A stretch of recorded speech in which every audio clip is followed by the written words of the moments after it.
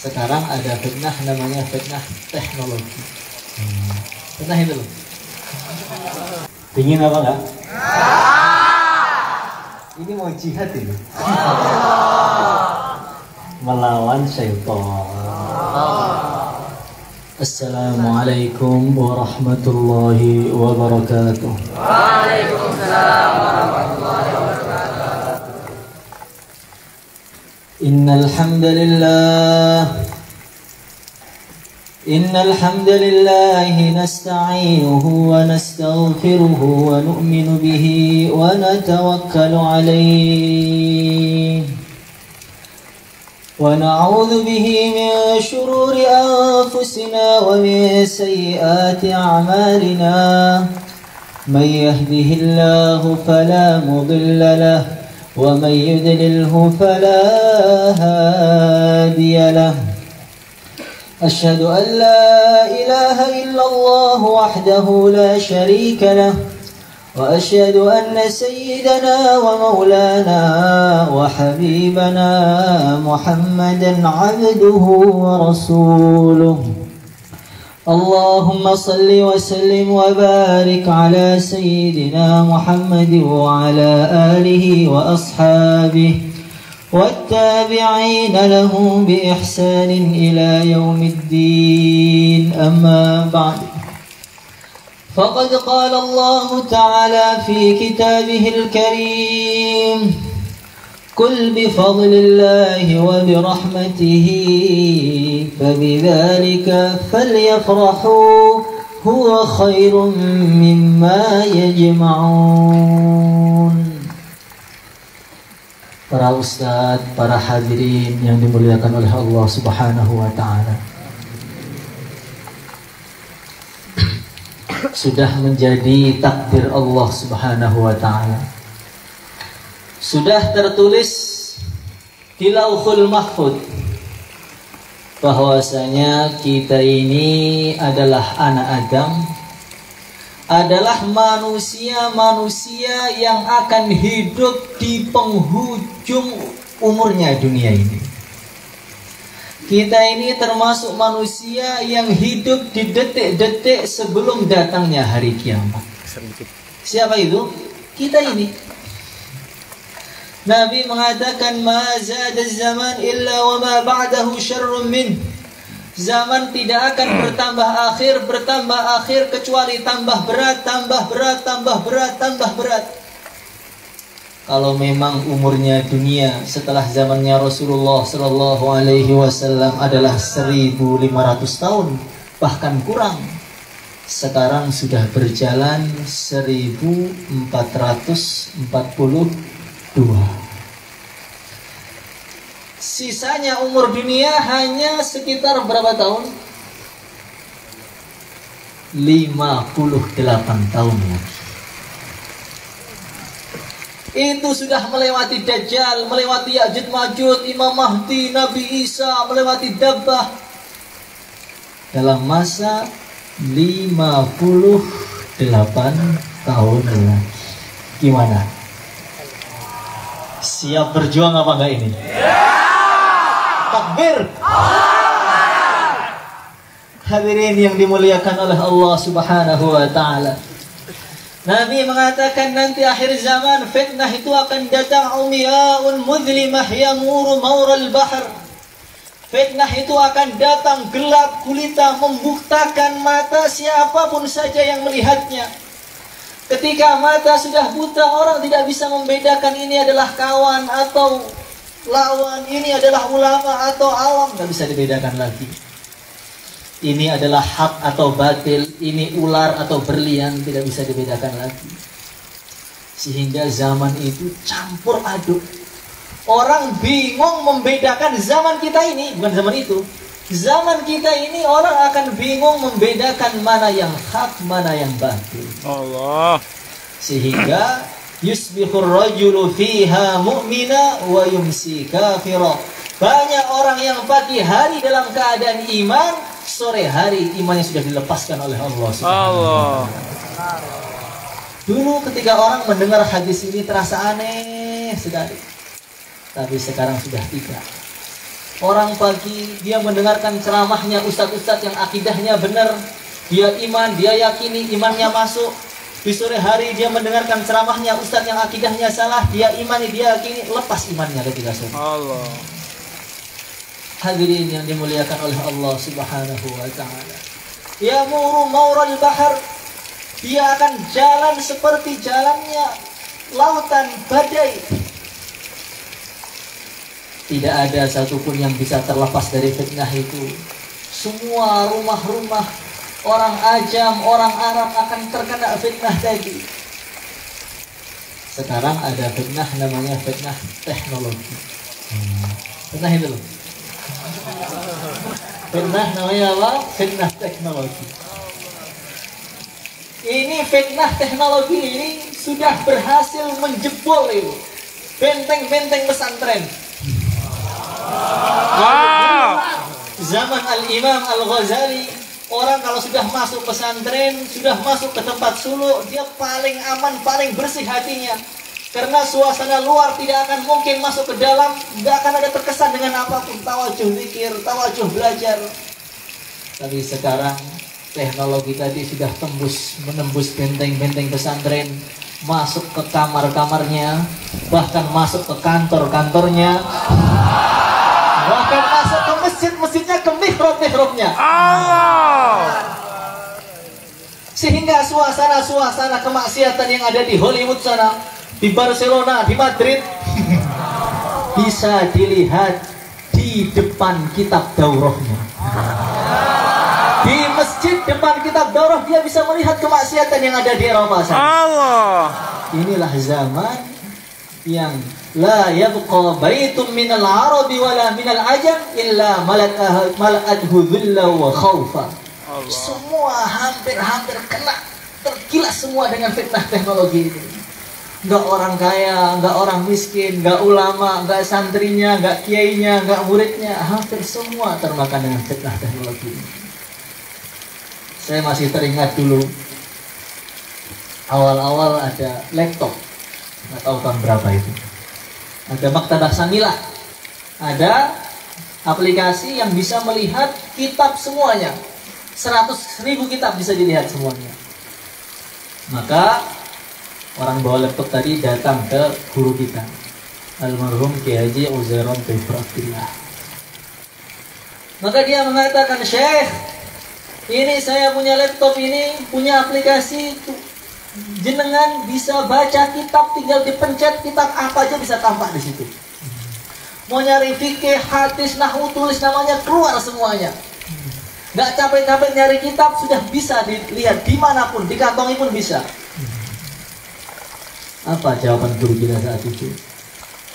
Saya melihat Al-Imam Ghazali, Imam Nawawi, orang-orang yang sudah jelas walinya, jelas kutubnya, jelas dicintai oleh Allah, mereka belum pernah nyentuh barang seperti ini.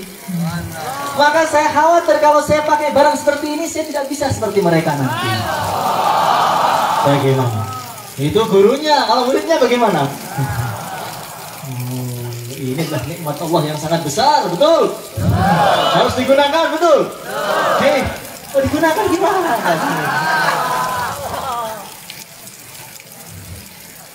Hadirin yang dimuliakan oleh Allah Subhanahu wa taala. Zaman yang mana batil itu dihias dengan begitu indah sekali. Tazinul batil bizukhrufil ghar, kata Imam Sanusi. Orang-orang ditampakkan bagaimana tidak amal agama itu yang paling indah. Santri-santri dikasih tahu, kamu di pondok itu ngapain? Hah? Zaman sekarang kok dikurung seperti ini. Mana? Enaknya di mana? Ini santri suruh hujan-hujan enak apa enggak? Dikurung, keluarnya harus izin, di absen, keluar sedikit masuk tarbiyah lagi. Ini pendidikan apa itu? Ditanamkan, coba kamu lihat di luar itu, orang itu bisa bebas. Dia bisa main kemanapun dia mau, dia bisa berbuat apapun yang dia mau, bebas kapanpun saja. Nggak ada yang absen. Kalau mau apa sih nggak ada yang ngurus. Tidur sampai bangun jam 7 pagi pun nggak apa-apa. ditampakkan keluar santri, jangan mondok, kamu keluar aja. Sekolah di luar sana indah sekali, indah apa enggak? Jangan pulang. Kalau indah berarti lebih suka di mondok daripada di rumah. Hadirin yang dimuliakan oleh Allah Subhanahu wa taala. Zaman yang mana orang-orang itu ditanamkan agama itu sudah nggak zamannya lagi. Sudah nggak zamannya hafid Quran. Mau hafid Quran mau dikasih makan apa? Terus ditanamkan terus. Sampai akhirnya bagaimana? Orang-orang alim, hafid Al-Quran, dia tidak merasa syukur, malah melirik ahli batil yang tidak diberi nikmat oleh Allah. Oh. Maka sebagaimana yang saya ceritakan dulu, Imam Al-Jazari beliau mengatakan, ada seorang ulama, ustadz, guru daurah, hari-hari sibuk ngurus pondok, ngurus santri, malam istighosah, sibuk hidupnya dalam agama. Maka suatu ketika ada temannya, teman yang dulu pernah mondok bareng, kemudian boyong di tengah-tengah. Sekarang sudah menjadi bisnismen yang sukses. Pemasukannya per hari 100 juta. Padahal di keras dulu sering ngantuk. Ketika dia kerja sungguh-sungguh jadi orang kaya betul. Maka ulama tadi ngobrol cerita masa lalunya di pondok. Temannya ngomong, alhamdulillah sekarang mobil saya 70. Saya punya Lamborghini, Rolls Royce, Ferrari, ada semua itu buat orang-orang belanja ke pasar aja itu. Maka setelah ngomong semalaman suntuk, ya izin. Maka ulama tadi mengatakan, Kang, seumpama saya dulu nggak mondok, saya sibuk kerja seperti kamu, sibuk bisnis seperti kamu, tentu saya akan lebih kaya, lebih sukses daripada kamu, karena saya lebih pintar daripada kamu. Tapi karena saya mondok, karena saya sibuk ngurus agama, ya beginilah ekonomi. Hasil 1 bulan 1.200.000. Allah. Bulanannya hanya 700.000, 800.000. Ya beginilah nasib ustaz. Nggak ada peningkatan, motornya motor STNK. Sampai sekarang ya beginilah orang sibuk dengan agama itu. Dia merasa mendapatkan musibah dengan sibuknya dengan agama. Akhirnya malam tidur. Ketika dia tidur, dia mimpi keluar dari dadanya burung pipit yang berupa emas. Keluar 1, 2, 100, 1000, 1 juta burung. Ketika dia bangun dari tidurnya, tidak mampu lagi membaca Al-Quran walaupun 1 huruf. Wala in kafartum inna adzabi lasyadid. Allah cabut nikmatnya, diadab itu orangnya. Itu orang ahli agama tapi masih melirik perasaannya ahli dunia lebih bahagia daripada dia. Bagaimana? Gembira nggak di sini? Gembira. Dingin-dingin hujan-hujan gembira? Gembira. Orang-orang pada diangkringan sekarang, kamu di sini gembira? Gembira. Nggak punya HP gembira? Gembira. Semoga kata-kata dari hati. Amin. Hadirin yang dimuliakan oleh Allah Subhanahu wa taala. Inilah pendidikan yang sangat penting. Karena semakin akhir zaman akan semakin berat, semakin berat, semakin berat. Sampai nanti di akhir zaman Rasulullah SAW bersabda, langit itu akan menahan sepertiga hujannya, bumi akan menahan sepertiga tanamannya, sehingga di mana-mana paceklik, di mana-mana kering, orang-orang butuh makanan. Terjadi selama 1 tahun. Tahun kedua, langit menahan 2/3 hujannya, bumi menahan 2/3 tanamannya. Sehingga harga makanan, harga air lebih mahal daripada harga motor, bahkan harga emas. Ini nggak lama lagi. Ini bukan dongeng. Tahun ketiga, Nabi sabdakan, Langit akan menahan 100% hujannya, bumi akan menahan 100% tanamannya, sehingga tidak menetes dari langit walaupun hanya setetes air saja. Maka sekarang ini langit masih netes, disyukuri. Nanti akan datang masa langit gak mau turunkan hujan lagi, sehingga seluruh dunia banyak sekali hewan-hewan yang mati, hampir habis musnah semua. Di saat kelaparan yang begitu sangat, di saat orang-orang butuh makanan, di saat orang-orang butuh minuman, butuh pertanian, di saat itulah puncaknya fitnah. Di saat itulah Dajjal laknatullah alaih datang. Datanglah dari Khurasan sana satu makhluk yang begitu mengerikan, yang mata kanannya dalam satu riwayat gak ada matanya, gak ada lubangnya, bahkan gak ada alisnya. Mata kirinya seperti buah anggur yang mau pecah, keluar seperti buah anggur yang mau pecah. Di atas matanya ada daging kasar seperti cengkir ayam. Rambutnya begitu mengerikan seperti ular-ular yang siap mencaplok mangsanya. Berani nggak Bang? Hah?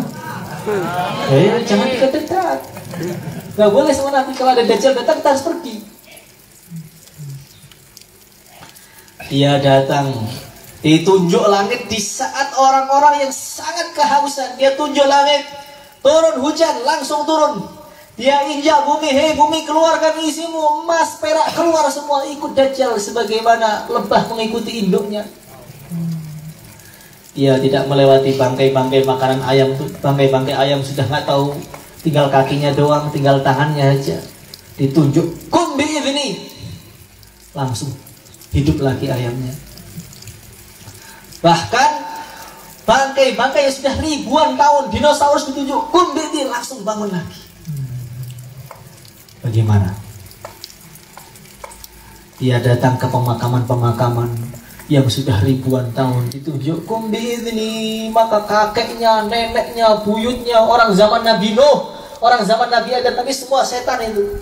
Mereka bangun mengatakan, asyhadu annaka rabbuna, kami bersaksi bosnya kamu Tuhan kami. Di saat kelaparan, Dajjal di tangan kanannya membawa surga, ada es yang sangat dingin, sungai dari madu, sungai dari susu. Maka orang-orang yang pecinta makanan itu akan habis ikut Dajjal laknatullah alaihi.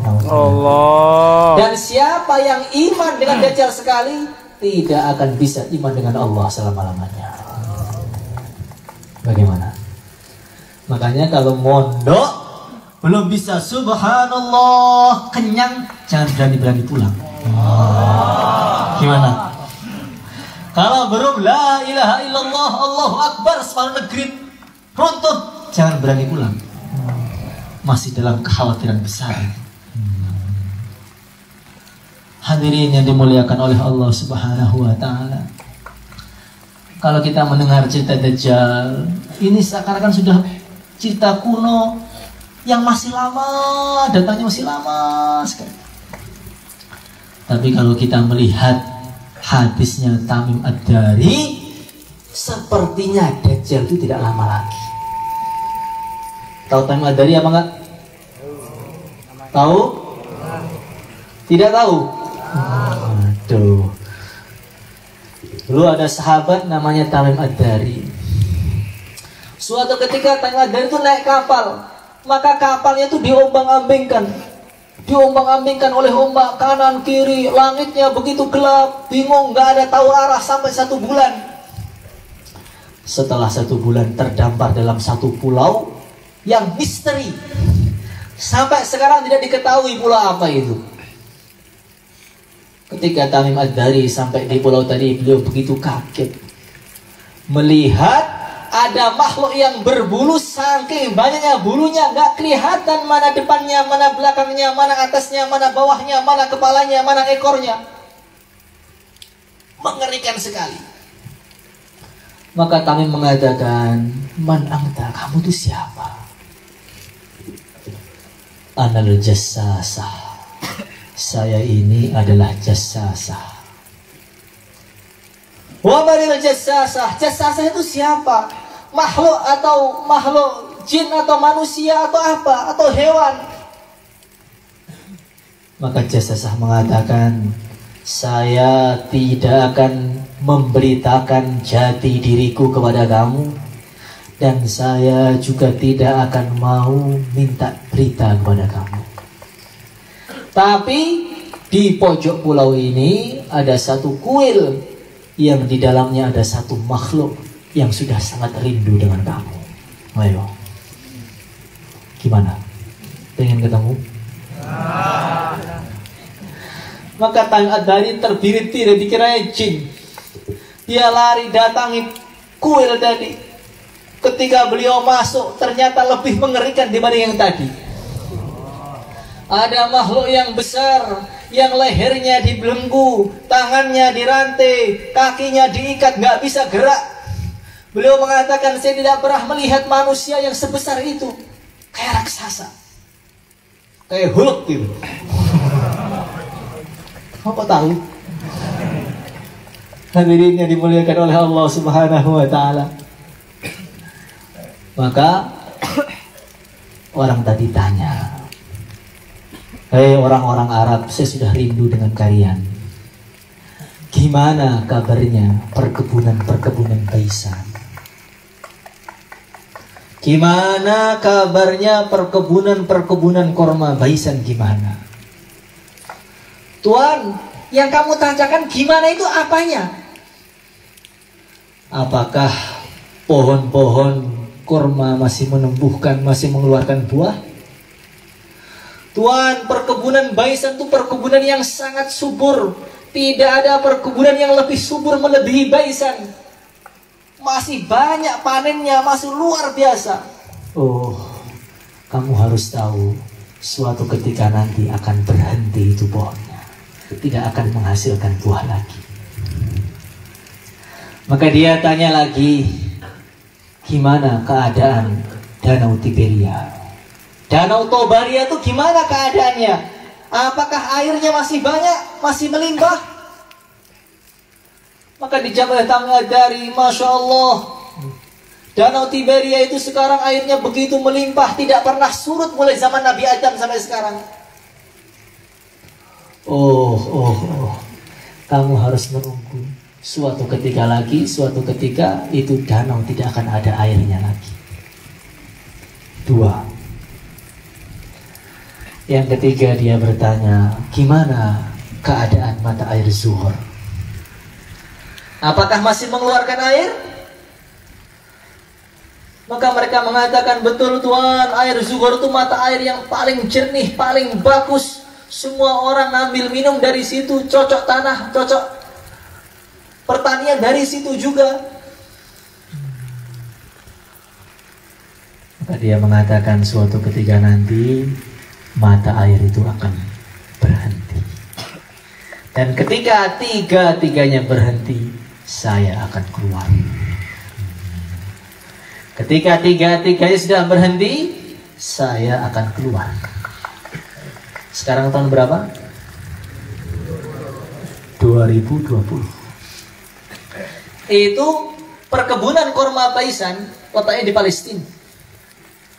Ketika terjadi perang Palestina-Israel, sehingga banyak sekali pohon-pohon yang kena bom, kena kimia-kimia, sehingga akhir-akhir ini sudah berkurang panennya. Bahkan tahun ini tidak lagi panen lagi. Sudah tidak panen. Yang dikatakan 1400 tahun yang lalu baru nggak panen tahun-tahun ini. Danau Tiberia yang mana kurang lebih dalamnya 45 meter. Mulai tahun 2003 sampai 2013 surut sampai 16 meter.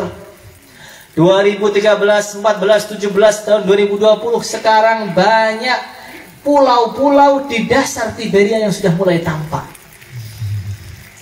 Berarti tidak lama lagi akan kering. Kalau sudah kering bagaimana? Maka situs resminya Israel, mereka neliti, ini kenapa Danau Tiberia kok bisa kering itu kenapa? Dicek, ternyata mata air yang mensuplai Danau Tiberia banyak yang sudah berhenti. Termasuk yang berhenti adalah mata air Zuhur. Mata airnya sudah berhenti, danaunya sudah mulai surut, kormanya sudah mulai kering. Bagaimana? Yang dijanjikan akan segera datang. Yang menghadapi siapa? Orang yang duduk di majelis ini. Allah. Bagaimana? Kalau masih kena air kedinginan itu belum bisa. Ketika Dajjal putar ke dunia, putar bumi selama 40 hari. Hari pertama seperti 1 tahun, hari kedua seperti 1 bulan, hari ketiga seperti 1 minggu, hari keempat seperti hari biasa. Setelah dia putar-putar ke Puhtelu juga dia datang. Maka dia datang ke Makkah gagal, ke Madinah gagal. Maka dia naik di gunung di samping Madinah, Gunung Uhud atau Gunung Dajjal. Sehingga Madinah itu tampak semua. Gedung-gedungnya tampak, masjidnya tampak. Maka dia mengatakan, "Atarawna hadza qasral abyad?" Apa kalian nggak lihat itu ada istana putih? Itu istananya Muhammad itu. Nabi ketika menceritakan hadis ini 1400 tahun lalu beliau mengatakan, masjid saya ini yang atasnya pelapah kurma, bawahnya nggak ada tegelnya, nggak ada marmernya, tiangnya masih kayu. Beliau mengatakan suatu ketika nanti masjid saya ini akan ditunjuk oleh Dajjal, dan Dajjal akan bilang ini istana putih. Gak masuk akal. Masjid yang begitu jelek, masih begitu kuno, Nabi mengatakan ini istana putih, ini istana putih. Setelah seiring berjalannya zaman dan waktu, renovasi tanpa disengaja. Sekarang Masjid Nabawi begitu megah, saking megahnya laksana istana. Dan tanpa disengaja warnanya juga dari jauh warnanya putih. Kalau masjidnya sudah berwarna putih, sudah seperti istana, tinggal nunggu sebentar lagi yang nunjuk pun mau datang. Gimana? Kita sering dengar cerita ketika Dajjal datang, dia akan bertemu anak muda yang gak mau iman, dibelah lagi, disatukan, digergaji lagi, disatukan, tetap gak iman. Pernah dengar cerita itu? Kemarin ada berita dari Palestina. Ada orang lahir. Ketika bayi tadi lahir, ada keajaiban yang luar biasa. Ketika dia lahir mengatakan, "Inni Abdullah." Kayak Nabi Isa. Dia bisa ngomong ketika dia masih bayi. "Ana rajulun alladhi sayaqtuluhu Dajjal wa la yaqtuluni ahadun ghairuh."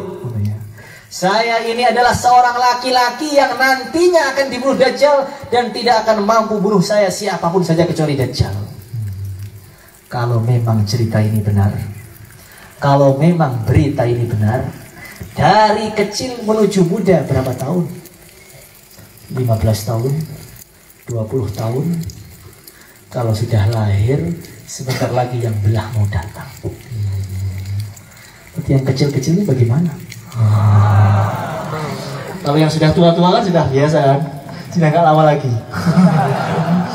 Kalau yang kecil-kecil bagaimana itu? Ayo, apakah akan main game untuk menghadapi Dajjal? Bagaimana?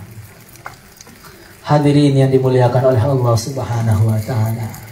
Lah, supaya kita ini mampu menghadapi zaman yang begitu besar, kita harus ditempa tubuh kita ini. Harus digembleng dengan keadaan sampai hampir hancur lebur, bangkit kembali. Harus siap dingin, siap panas, hujan-hujan, nggak manja, nggak ditutupi kepalanya. Gimana?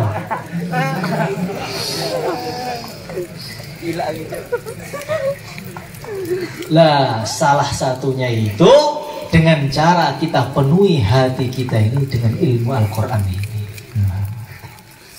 Hadirin yang dimuliakan oleh Allah Subhanahu wa Ta'ala. Orang itu kalau ahli ilmu agama, dia ini akan sangat wibawa di kalangan para syaitan. Dalam satu cerita dikatakan di masjid itu ada ahli ibadah, karpun jos. Kalau karpun itu udah jam 2 mesti bangun, jam 1 mesti bangun. Kalau santri jam 1 baru tidur, melanjutkan tidur di kelas.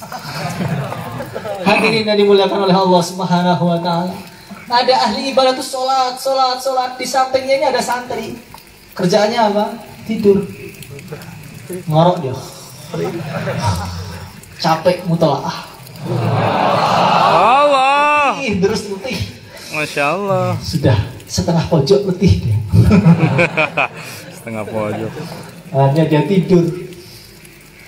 Lah di pintu masjid itu ada makhluk yang begitu mengerikan, mukanya hitam.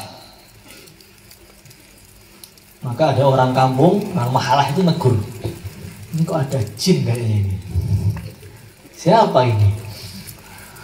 Kiriman dari siapa ini? Di betul ada jinnya nggak? Di betul? Di sana nggak ada ya? Nanti malam berkata.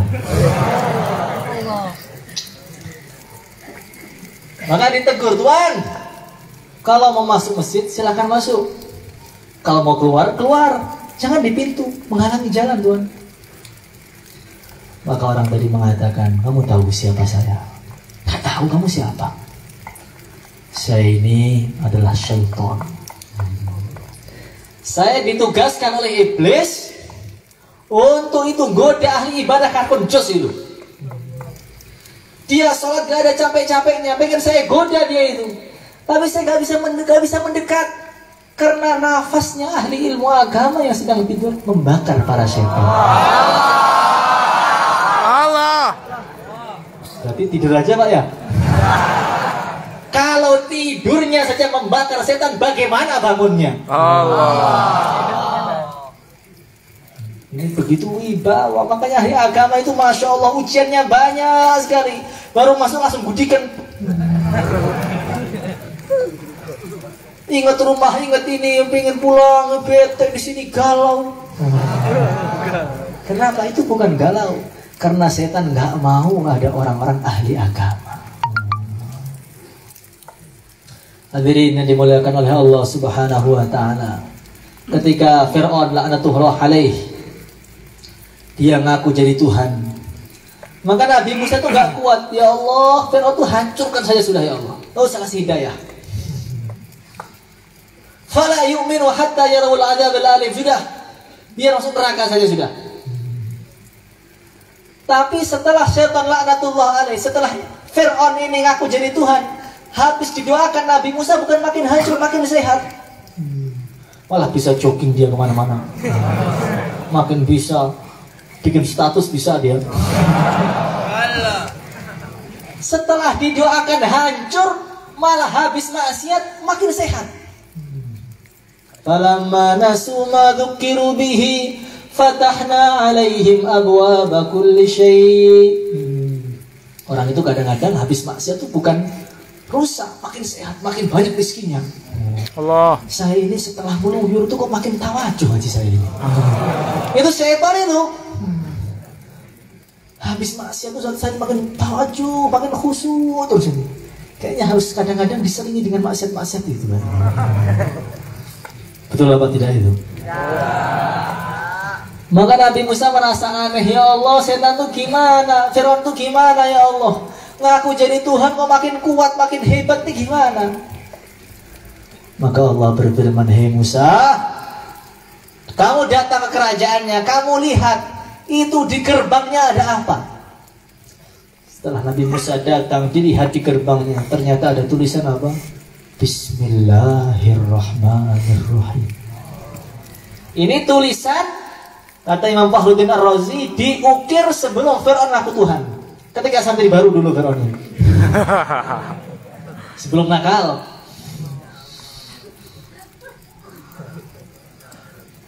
Maka Allah berfirman, hei Musa, karena sebab tulisan itu azab untuk Fir'aun saya tunda dulu, wahai Musa.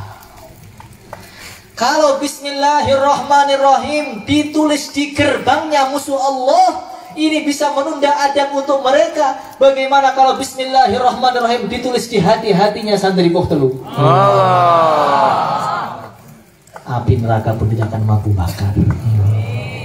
Kalau Bismillah, kalau satu Quran bagaimana? Hadirin yang dimuliakan oleh Allah Subhanahu wa Ta'ala, maka yakinilah yang kita kerjakan sekarang ini adalah amal yang sangat mulia. Maka harus gembira, lebih gembira diberi alpat baru. Allah. Kamu tahu, nanti firman Allah pertama kali kepada kita itu apa? Wah, kita ahli ilmu maksudnya. Nanti hari kiamat insya Allah, Allahumma ja'alna minhum. Amin ya Allah. Allah Subhanahu wa Ta'ala akan berfirman kepada ahli-ahli ilmu agama di sana. Apa firman Allah yang pertama kali?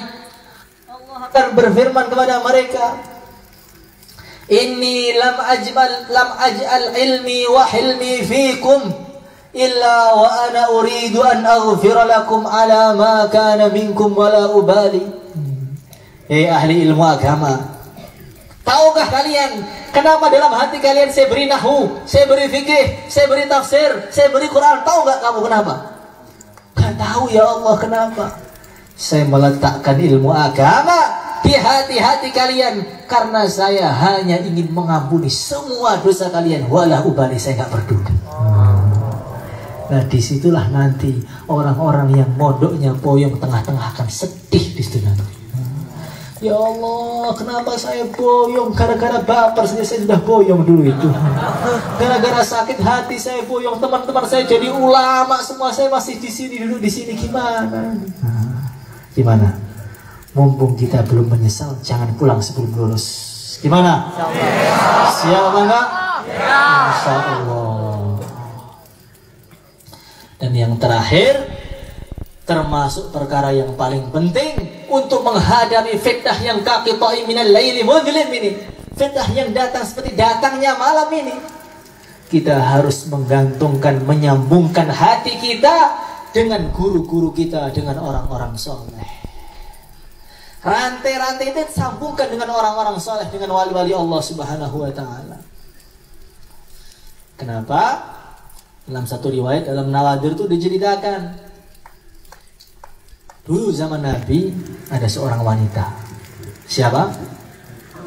Ada seorang wanita datang ke masjid. Maka di tengah perjalanan ketemu orang nakal, santri nakal. Nggak tahu santri atau munafikin, saya nggak tahu. Maka langsung ditegur ceweknya tadi. Boleh apa enggak itu? Boleh apa enggak? Berteman dengan yang bukan mahram boleh apa enggak? Chattingan boleh apa enggak? Berteman boleh apa enggak? Betul? Pulang harus dipisahkan semuanya. Maka dia mengatakan, "Hei wanita, kamu mau kemana?" "Saya mau ke masjid." "Ke masjid mau ngapain ke masjid?" "Ya mau dengar bayangnya Rasulullah." "Oh, gimana mau ngapain?" "Kenapa kamu dengarkan bayangnya Rasulullah?" "Kamu tuh gimana?" "Karena saya cinta dengan Nabi, saya dengarkan bayannya." Mata-mata lagi senyum. Senyum 1000 modus. Allah. Dia mengatakan, kalau kamu memang benar-benar cinta dengan Nabi, buka burdahmu, nikahmu buka. Perempuan tadi nggak pikir panjang, sudah emosi dia, langsung dibuka itu cadarnya. Ternyata dia itu hampir sama dengan bidadari surga. Saking cantiknya itu seperti dia bisa milih sendiri gimana tubuhnya. Dia bisa milih gimana mata yang terindah, gimana hidung yang terindah, saking cantiknya. Sampai matahari di Madinah itu langsung redup, saking cantiknya perempuan tadi. Masa begitu, Pak? Kayaknya. Maka laki-laki itu gak kuat ya, langsung dicoel pipinya itu. Masya Allah. Alangkah beruntungnya orang yang dapat kamu itu, Dede.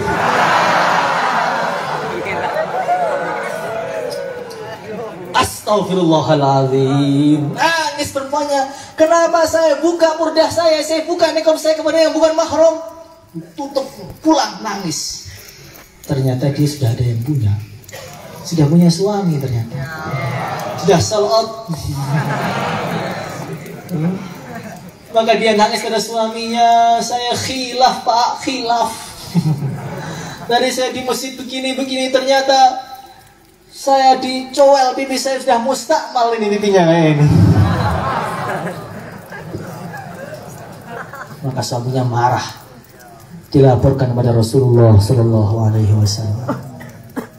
Ya Rasulullah, ini istri saya diganggu oleh laki-laki begini ceritanya ya Rasulullah. Maka Nabi mengatakan, istrimu masukkan dalam kuali, bakar hidup-hidup. Apa? Masukkan kuali, panggang hidup-hidup. Kaget suaminya itu, ya Allah, sami'na wa ata'na. Kalau perintah Nabi bagaimana? Jangan dipikir, sami'na wa ata'na. Kami dengar, kami taat. Dari istriku nangis dia. Sepertinya hari ini hari kita berjumpa. Kita besok mau pisah kayaknya. Lah kenapa? Rasulullah Sallallahu Alaihi Wasallam perintahkan saya untuk masukkan kamu dalam kuali, mau dibakar hidup-hidup. Apa jawaban istrinya? Kalau orang sekarang gimana? Ih, jahat banget ya. Gitu kan? Tidak. Agama kok jahat? Agama nggak imbang, nggak adil. Perempuan dapat separuh, laki-laki 2, perempuan 1, nggak adil kan gitu. Laki-laki nggak perlu pakai cadar, perempuan harus dikurung semuanya tubuhnya, kan nggak adil agama itu. Sekarang kan begitu orang ngomongnya. Maka perempuan tadi mengatakan, kalau memang itu perintah Nabi, maka demi cintaku kepada Rasulullah, silahkan saya masukkan dalam kuali, nggak apa-apa.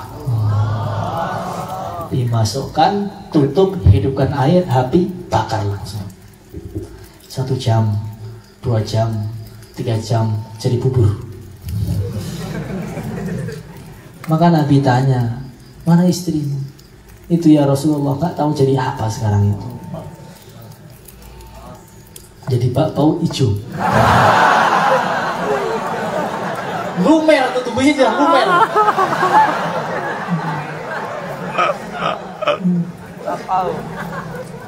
Maka langsung dibuka.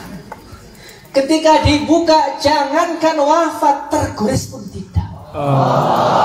Maka Nabi mengatakan, kamu lihat itu, kalau orang sudah cinta dengan Allah dan Rasulnya dari hati yang paling dalam, api pun tidak akan mampu membakar mereka. Maka kalau orang itu hatinya cinta Allah, cinta Rasulnya, cinta ulama, maka dia ini akan bisa menahan diri dari api-api fitnah sekarang ini. Dan termasuk untuk menjaga diri dari fitnah itu, saya teringat dulu ketika Kiai Uzairon ngaji Surah Al-Kahfi kalau nggak salah, atau bukan, saya lupa. Maka beliau mengatakan, saya melihat hadis ini, Nabi berjanji orang yang istiqamah surat Kahfi ketika hari Jumat, dia akan dijaga dari fitnah Dajjal. Dajjal itu adalah fitnah yang terakhir. Sumbernya fitnah, puncaknya fitnah, fitnah yang terbesar. Sehingga setiap orang sholat di akhir tasyahud disunahkan baca, A'udzubika min fitnatil mahya wa manfati wa man a'udzubika min fitnatil masihid Dajjal. Sang dahsyatnya. Kalau orang itu membaca Al-Kahfi, dia bisa terlepas dari fitnah Dajjal, maka istimbat saya, kalau orang istiqomah Al-Kahfi, fitnah-fitnah yang kecil pun akan lewat semuanya. Jadi zaman sekarang ini, supaya kita selamat dari fitnah-fitnah teknologi, fitnah wanita, fitnah tahta, fitnah game, fitnah drakor, itu dengan istiqomah pada surat Kahfi ketika hari Jumat. Nanti nggak tertarik. Ayo main game. Apa sih itu? Nggak selera. Ilfil saya. Ayo pulang di rumah nih, liburan nih. Nggak, untuk apa pulang? Ya mau kiamat kok pulang? Gimana? Hadirin yang dimuliakan oleh Allah Subhanahu wa taala, yang terakhir kata Imam Ghazali, benih kebaikan dan benih keburukan itu awalnya kecil. Kalau disiram akan semakin besar jadi pohon berakar jadi buah sehingga tidak bisa lagi ditumbangkan. Beliau mengatakan kalau orang itu jalan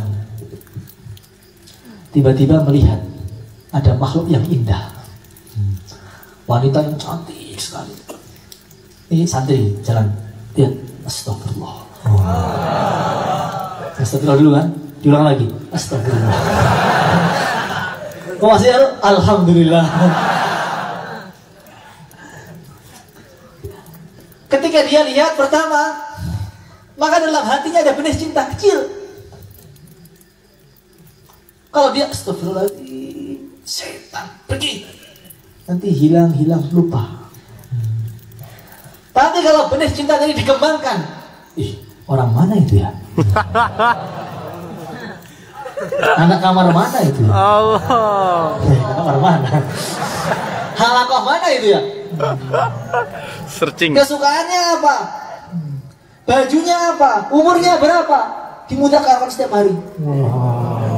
Mudahkan, masya Allah, dia itu apa, kesukaannya apa terus, sehingga cintanya semakin kuat hatta kharaja an ikhtiyarihi, sehingga dia nggak mampu buang lagi. Ustadznya nerangkan qala Muhammadun huwa ibnu Maliki, pikirannya dia sedang apa sekarang ya? Buka kitab, kebayang mukanya terus. Itu kenapa? Ketika benih, kata Imam Ghazali, disiram semakin kuat. Kayak orang rokok itu, merokok. Tahu rokok? Saya berubah wajah. Tahu rokok? Itu awalnya gak doyan. Tahu golden? Gak doyan awalnya.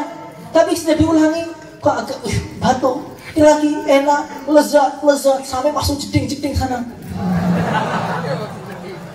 Kenapa itu? Ketika keburukan diulang sampai waiting tresno jalaran kulino. Seperti orang yang tinggalnya di kandang ayam. Ada ustaz dari ayam. Itu datang pertama muntah. Ini baunya masya Allah gak kuat. 2 hari gak kuat lagi, 3 hari enak. Ini lama-kelamaan kalau gak nyium malah sakit perut. Pusing. Hiburannya harus datang ke kandang untuk nyium baunya. Betul apa enggak? Maka setiap orang di sini itu di hatinya pasti ada pengen alim itu ada, pengen ngaji itu ada, pengen hafal itu ada. Maka dituruti itu. Sampai mutolaah, ambil kitab, buka langsung. Jangan ditunda. Nah, ntar aja lah. Jangan. Dikerjakan. Dituruti, pengen lagi, turuti lagi. Nggak terasa mutolaah sampai subuh. Allah. Tapi kalau orang malam bangun ngantuk, tahajud, ntar aja jam 4 lah. Nah, 14 sampai qomat subuh. Makanya keinginan dalam hati kita yang baik langsung kita pupuk, kita sirami. Keinginan buruk kita hentikan mulai detik ini. Gimana? Siap? Siap. Insyaallah. Maka ini syukuran akhirus sanah yang tertunda. Ini syukuran pertengahan tahun. Kalau tarhiban sungguh-sungguh itu di awal tahun biasanya. Santri itu aneh. Anehnya bagaimana? Kalau awal tahun dia masih malas ngaji. Kenapa? Masih ke bawah suasana rumah, Pak. Masih perlu adaptasi. Nanti tengah tahun seperti ini malas juga. Kenapa malas? Fatroh, Pak. Semangatnya kapan langsung fatroh? Sebentar lagi, malas lagi. Kenapa? Persiapan pulang, Pak. Nah, terus kapan sungguh-sungguhnya? Makanya ini anggap saja pertengahan tahun terasa awal tahun. Makanya habis imtihan ini langsung bangkit kembali, mutolaah lagi, sungguh-sungguh lagi. Perbedaan ustadz yang alim dengan ustadz yang tidak alim. Ustadz ada dua, ada ustadz yang alim, ada ustadz yang tidak alim, ada itu. Ada daurah yang alim, ada daurah yang SP, ada. Perbedaannya di mana? Dalam memilih jalan. Dulu ketika kelas 1 semua orang tuh sama, otaknya kosong semua. Di sini yang kelas 1 sama semua. Salah milih. Satu, saya pegang kitab. Satu, saya tidur. Satu, saya ke masjid. Saya ngobrol.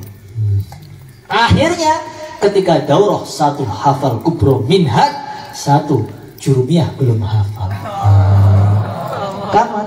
Ketika dari satu langkah ke satu langkah, satu melek, satu titik, sudah jauh itu, miring sampai akhirnya jualan cilok. Gimana? Makanya kalau temannya bangun, saya harus bangun. Saya nggak mau dia nanti daurah hafal hadis, hafal Quran, saya malah hafal nggak ada yang hafal. Makanya mumpung belum kaset, mumpung belum terlanjur, dan gak ada yang terlanjur, walaupun daurah belum ada yang terlanjur. Terlanjur itu kapan? Sudah dicabut nyawanya oleh Israel baru terlanjur. Maka kita harus semangat, kita pilih langkah yang tepat, doa kepada Allah supaya menjadi orang yang dicintai oleh Allah Subhanahu wa taala. Mungkin itu saja yang saya sampaikan, kurang lebihnya minta maaf. Kita akan doa bareng-bareng. Al-Fatihah.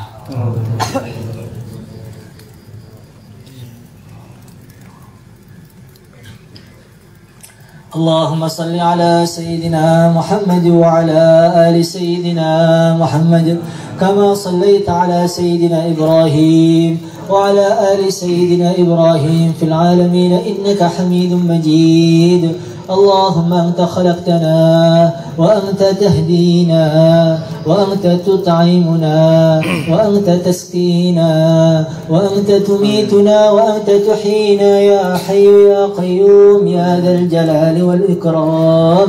اللهم فقهنا في الدين، اللهم فقهنا في الدين، اللهم علمنا التأويل، اللهم زدنا علما زدنا فهما زدنا نورا زدنا بركة زدنا ورعا زدنا تشريفا وتكريما ومهابة وبرا.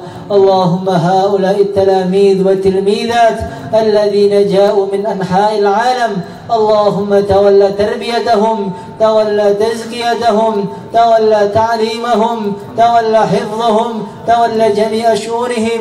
اللهم اجعلهم من العلماء العاملين، اللهم اجعلهم من العلماء العاملين والأولياء المقربين. آمين يا الله. آمين آمين وصلى الله وسلم على سيدنا مولانا محمد وعلى آله وصحبه أجمعين. الحمد لله رب العالمين. الحمد لله. الفاتحة.